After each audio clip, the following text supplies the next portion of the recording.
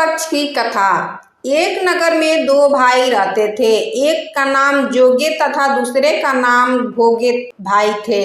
दोनों अलग अलग रहते थे। जोगे धनी था और भोगे निर्धन। दोनों में परस्पर बड़ा प्रेम था। जोगे की पत्नी को धन का अभिमान था, किंतु भोगे की पत्नी बड़ी सरल हृदय की थी।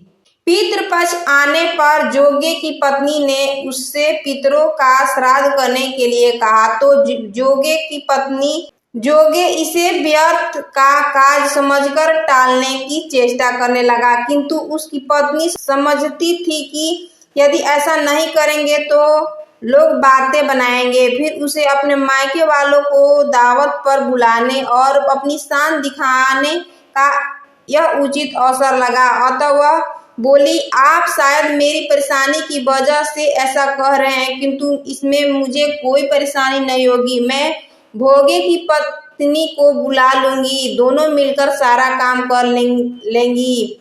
फिर उसने जोगे को अपने पीहर न्योता देने लिए भेज दिया। दूसरे दिन उसके बुलाने पर भोगे की पत्नी सुबह सवेरे आकर काम में जुट गई। उसने रसोई तैयार की, अनेक पकवान बनाए, फिर सभी काम निपटाकर अपने घर जा आ गई। आखिर उसे भी तो पितरों का श्राद्ध तर्पण करना था। इस अवसर पर न जोगे की पत्नी ने उसे रोका, न वह रुकी। शीघ्र ही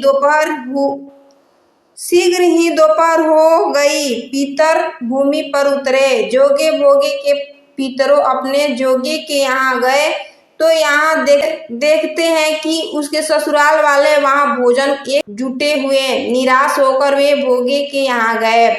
वहाँ क्या था, मात्र पितरों के नाम पर अगियारी दे दी गई थी। पितरों ने उसकी राख चाटी और भूखे ही नदी के तट पर जा पहुँचे। थोड़ी देर में सारे पितर इकट्ठे हो गए और अपने अपने यहाँ के श्राद्ध बड़ाई करने लगे। भोगे के पितरों ने भी अपनी बात बीती सुनाई। फिर वे सोचने लगे, अगर भोगे समर्थ होता तो शायद उन्हें भूखा न रहना पड़ता, मगर भोगे के घर में तो 2 जून की रोटी भी खाने की नहीं थी।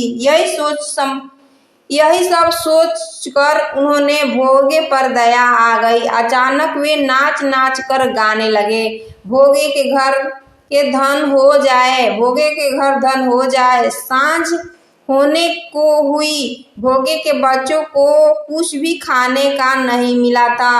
उन्होंने माँ से कहा, भूख लगी है।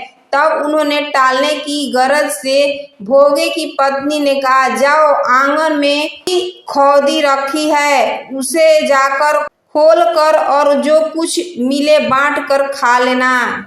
बच्चे वहां पहुंचे तो क्या देखते हैं कि हौदी मुहरे से भरी पड़ी है। वे दौड़े दौड़े माँ के पास पहुंची और उसे सारी बातें बताई। आंगन में आकर भोगे की पत्नी ने यह सब कुछ देखा तो वह भी हैरान हो गई। इस प्रकार भोगे भी धनी हो गया, मगर धन पाकर वह घमंडी नहीं हुआ। दूसरे साल का पितृपक्ष आया। श्राद्ध के दिन भोगे की स्त्री ने 56 प्रकार का व्यंजन बनाई।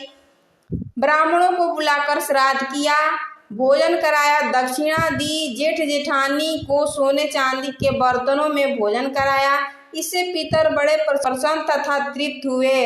अगर आपको हमारी वीडियो अच्छी लगी हो तो चैनल को लाइक, सब्सक्राइब, दोस्तों को शेयर कर देना। धन्यवाद। राधे राधे।